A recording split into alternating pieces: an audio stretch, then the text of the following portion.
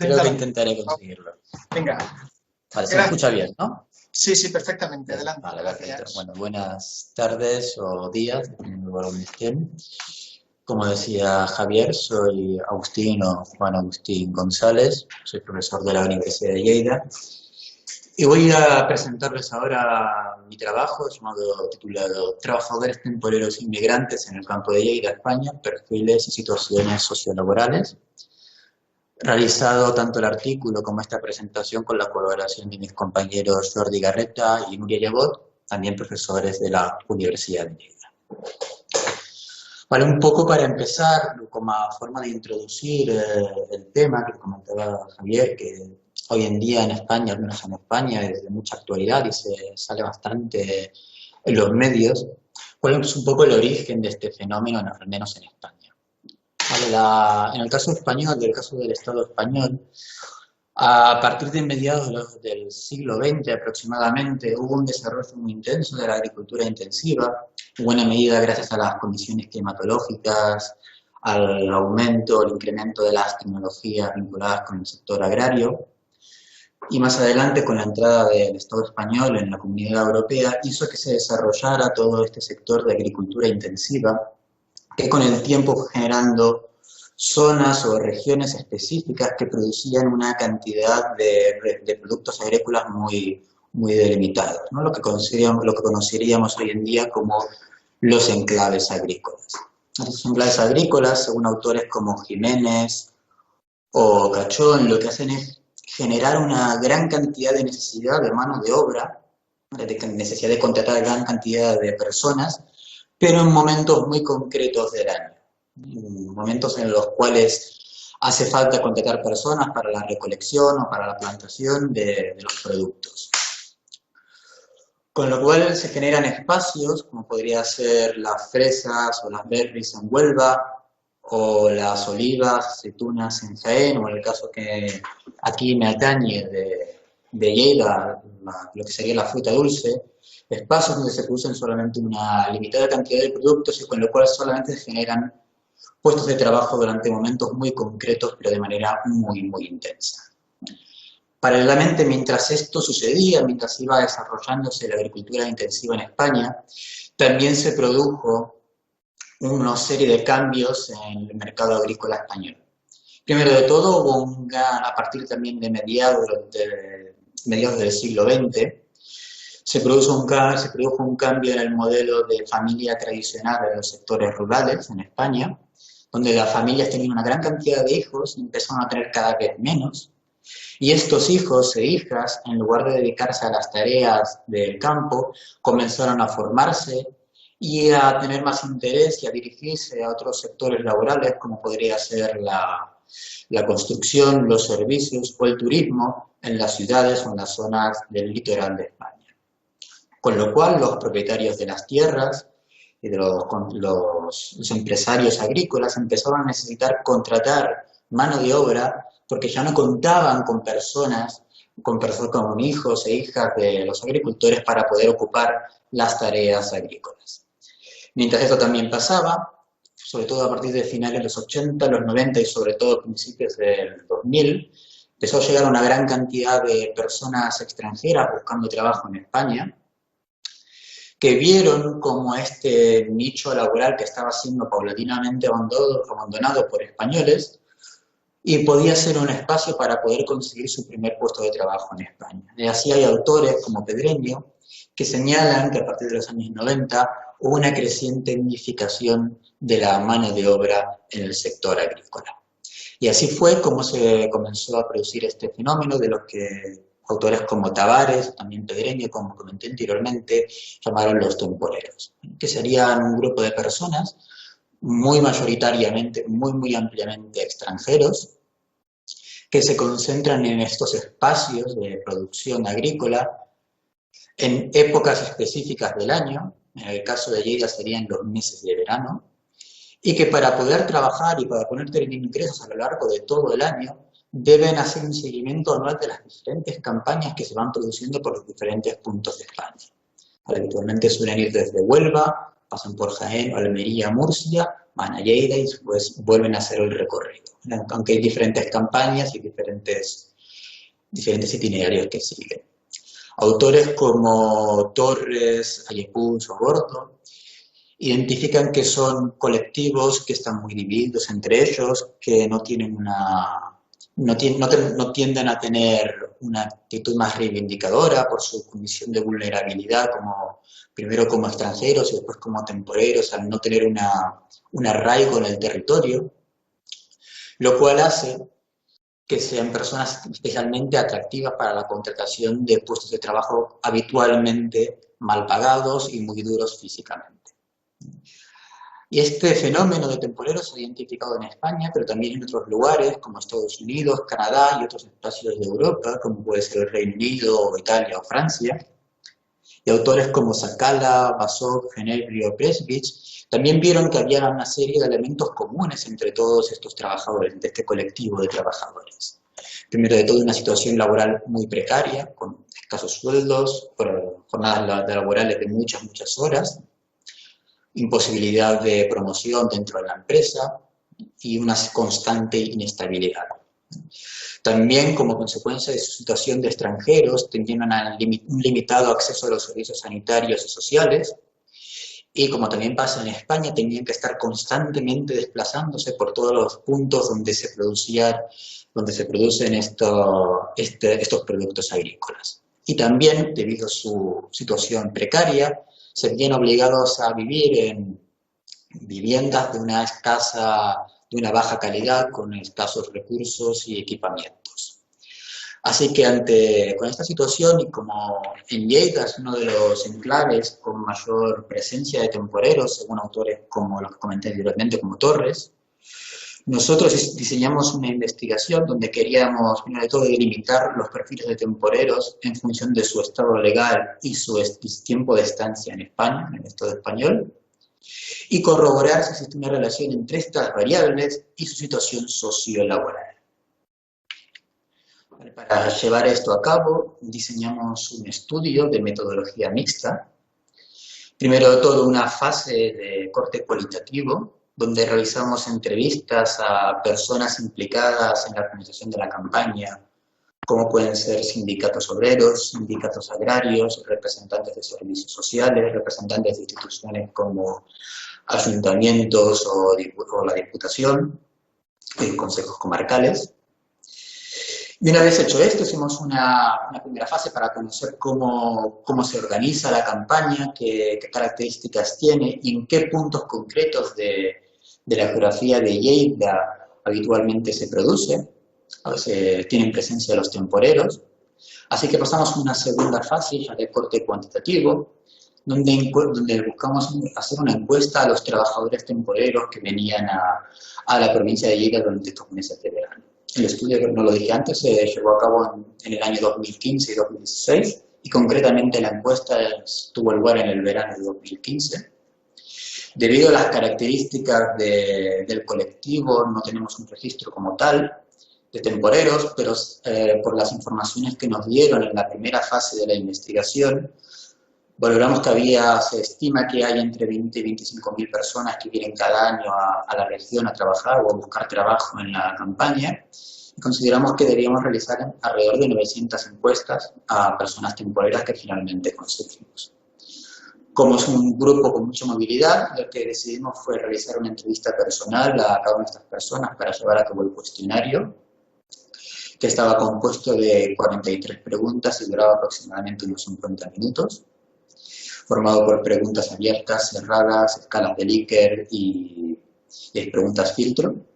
Y para contactar con estas personas temporeras, lo que hicimos fue un barrido por las zonas agrícolas de las comarcas del sur de la provincia de Lleida, que es donde más se focalizaban los temporeros. Así que a nuestro equipo de encuestadores lo que hacía era dirigirse por estas zonas, por estos espacios que en la primera fase de la investigación nos habían identificado como espacios donde habitualmente había temporeros, y buscábamos encuestar hasta llegar al número de 900 encuestados.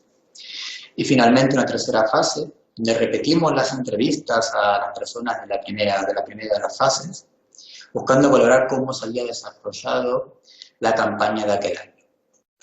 Para hacer el análisis de la parte cuantitativa, hicimos un análisis clúster combinando diferentes variables de las características básicas de los temporeros y nos salieron 5 grupos sociales, que son los que vemos aquí en la pantalla. Primero de todo, los ciudadanos de la Unión Europea, personas principalmente de Rumanía y Polonia. Seguidamente, ciudadanos de la Unión Europea no nacidos en esta, un grupo quizás el más particular, que más nos ha sorprendido, que cuantitativamente es muy reducido, pero que se resistía a diluirse en otros grupos, seguidos por los temporeros que estaban en una situación regular, instalados y que ya llevaban mucho tiempo viviendo en el Estado español. Y después le siguen los temporeros, que eran personas migrantes en una situación regular, pero que hacían menos tiempo, que tenían menos edad, que hacían menos tiempo que vivían en España y tenían menos edad. Y finalmente, los temporeros, que eran personas migrantes en una situación irregular. Así pasaré a comentarles brevemente los principales resultados para no extenderme demasiado. Si quieren pueden consultarlos con más detalle en el artículo publicado. Vemos que los temporeros que acuden a la provincia de Lleida, el 76,7% trabajan o estaban trabajando en el momento de realizar la investigación, tan solo el 23% no había conseguido todavía un trabajo. Si vemos los diferentes perfiles que identificamos en nuestro estudio, vemos que los que son ciudadanos de la Unión Europea, prácticamente la totalidad tenían un trabajo en el momento de realizar el estudio. Y vemos que el porcentaje ya es más reducido en los otros perfiles, llegando a los irregulares, a los que hemos etiquetado como irregulares, que son algo más de la mitad los que no trabajaban en el momento de realizar la investigación. Seguidamente, una de las preguntas era valorar del 1 al 10 su satisfacción respecto a las condiciones de trabajo actuales y al trato recibido por los empresarios, por los propietarios de las tierras o de los almacenes. Y vemos que la media en caso de las condiciones laborales estaba en 6,22 y que los temporeros que le habían valorado más positivamente las condiciones que tenían de trabajo fueron los que tenían una ciudadanía de la Unión Europea con un 7,70%, siendo más reducidos al resto de colectivos, viendo por ejemplo los regulares instalados con un 5,79, los regulares recientes con un 6,9 y los irregulares con el dato más bajo con un 3,29. Seguidamente, si vemos el trato recibido por el empresariado, por los propietarios de tierras o almacenes, vemos que la media es algo más alta, es un 7,53, donde los ciudadanos de la Unión Europea lo valoran con algo más de un 8, casi un 8,5, y el resto de grupos son algo más bajos, llegando a los irregulares que lo valoran con un 6,11. Si vamos a los regímenes de residencia donde viven las personas temporeras, vemos que el tipo de vivienda más habitual, el tipo de régimen de residencial, más habitual es el de alquiler compartido entre diferentes personas, habitualmente temporeros.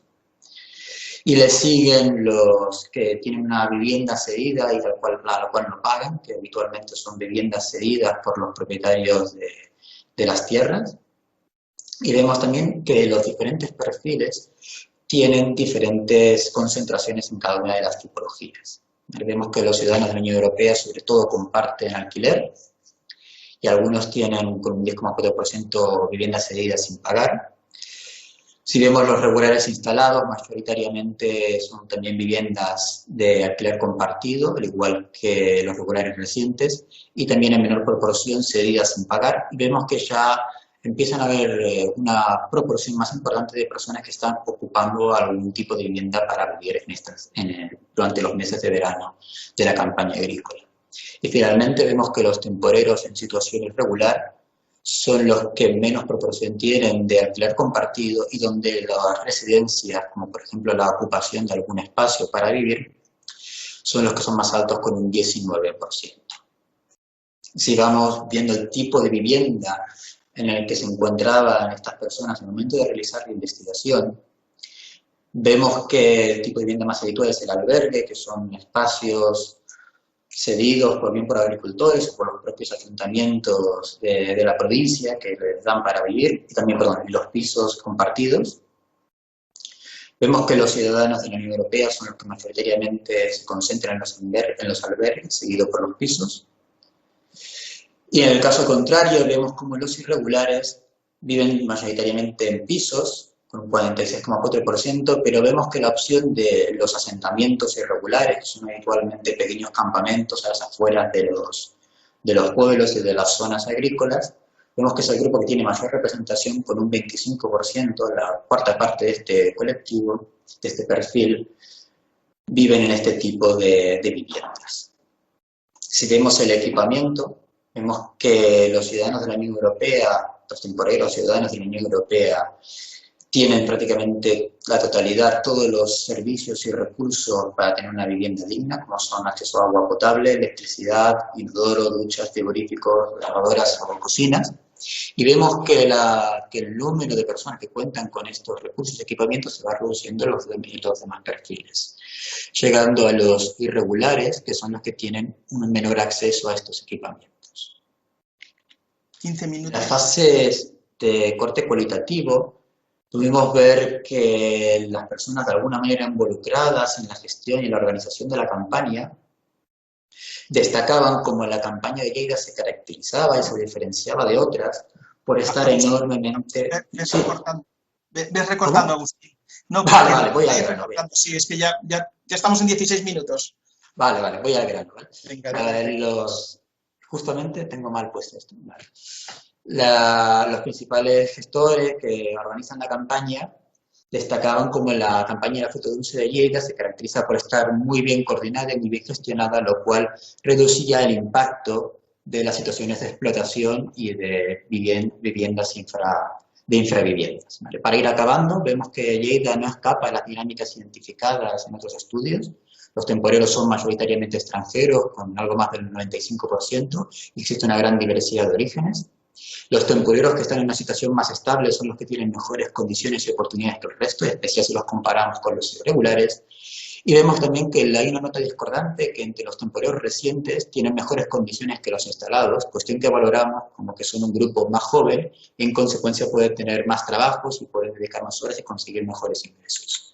Finalmente concluimos que a mayor estabilidad legal, mayores oportunidades y condiciones, tanto en cuanto a condiciones de trabajo como residenciales, y que la campaña de la fruta dulce de Lleida está altamente organizada y esto reduce las situaciones de explotación. De cara a futuras investigaciones, nos gustaría profundizar más en la cuestión de los temporeros en situación irregular, que vemos que los organizadores de la campaña los tenían poco en cuenta y negaban que tuvieran un impacto destacado en la presencia de Lleida, mientras que nuestro estudio demostraba que era un número bastante elevado, cercano al 10%, y también nos gustaría profundizar más en la cuestión de la feminización del trabajo agrícola, ya que hemos visto que había, sobre todo en el colectivo de personas de la Unión Europea, que había una importante proporción de mujeres. Y así sí que acabo. Muchas gracias por la atención y cualquier pregunta, muchas gracias. Estoy dispuesto a responderla. Adelante, pues preguntas, dudas sobre esta cuestión. Sí, ¿hay alguna mano levantada? Javi Turrino. Hola, ¿qué tal? Hola. Muy interesante el trabajo. Quería una cuestión metodológica. De esas 900 encuestas, ¿cómo habéis repartido en función de los grupos sociales, de esos 5 grupos sociales? ¿Cuántas encuestas se han hecho, por ejemplo, a los inmigrantes en situación irregular? Sí, esto lo podemos ver en más detalle, no lo puse aquí en la presentación para ir rápido, pero si vemos en el artículo, los temporeros que están en situación irregular son el 9,33% del total de las 900 personas encuestadas. ¿Vale? Y el resto de grupos, pues, si quieres verlo más en detalle, pero... Y sobre ¿vale? los 23.000, digamos, temporeros que se estima que hay en el campo de Lleida, ¿cuántos se estima que pueden ser irregulares, inmigrantes irregulares? ¿Hay alguna experiencia, algún conocimiento de ese porcentaje? ¿Se estima que de esos 23.000 son un 10% los temporeros irregulares? Eso no existen trabajos cuantitativos que aborden esta temática, porque de hecho el propio hecho de que sean irregulares cuesta mucho contactar con ellos. El estudio más actual que conozco es el nuestro, que aborda este caso, al menos en el caso de Lleida, y abordamos que sea aproximadamente el 10%, pero como tal es un estudio básicamente exploratorio. Así que no te podría responder. Muchas gracias, muy interesante, de verdad. Vale, muchas gracias. Yo te haría una pregunta, observación o valoración, y es si tú crees, o si creéis a partir de los análisis que habéis hecho, que la agricultura en Lleida sería igualmente sostenible si todos los empresarios cumpliesen de manera estricta los requisitos en cuanto a condiciones de trabajo, sanidad, salubridad de los alojamientos, ese tipo de cuestiones. ¿Sería sostenible la agricultura o la pondría en serio riesgo? ¿La agricultura o la vida? Es una pregunta compleja, realmente no sé si se podría responderla a corto plazo, pero una de las cuestiones que más nos repiten los agricultores es que ellos tienen poca capacidad de decisión en todo el proceso de producción y de recolección del fruto y de venta. Ellos casi no tienen ningún poder de decisión. Con lo cual, el único elemento que de alguna manera controlan directamente es justamente el pago a los sueldos a los trabajadores y las condiciones que tienen. Con lo cual, mientras el precio de venta del producto sea bajo, ellos la única herramienta que tienen sería reducir el pago del sueldo y las condiciones. La pregunta es si sería sostenible. Habría que quizás replantear el modelo productivo agrario y preguntarse si realmente es viable un modelo centrado principalmente en la exportación y no tanto en el consumo interno.